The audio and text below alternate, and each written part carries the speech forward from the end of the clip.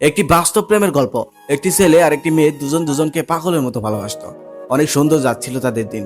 তাদের সম্পর্কে ছিল 2.5 বছর। এর মধ্যে ছেলেটাকে অনেক মেয়ে প্রপোজ করতো, কিন্তু ছেলেটা ইগনোর করে দিত।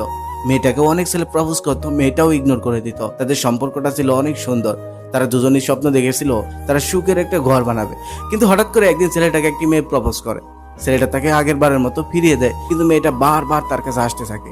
এভাবে বারবার আসা দেখে ছেলেটা তার প্রতি দুর্বল হয়ে যায়। একটা সময় পর ছেলেটা তার সম্পর্কে জড়িয়ে যায়। তারপর ছেলেটা দুজনের সাথে সম্পর্ক চালিয়ে যায়। একদিন হঠাৎ করে প্রথম মেয়েটি জানতে পারে যে তার ভালোবাসার মানুষটি অন্য একটা মেয়ের সাথে সম্পর্কে জড়িয়ে গেছে।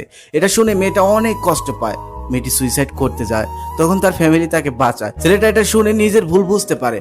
তারপর সে দ্বিতীয় মেয়েটিকে বুঝিয়ে বলে প্রথম মেয়েটির কাছে আসতে চায়। গল্প এখানেই শেষ হতে পারতো, কিন্তু এখানেও শেষ হলো না। দ্বিতীয় মেয়েটিও ততদিনে তার জন্য অন্ধ, তাকে ছাড়া বাঁচবে না।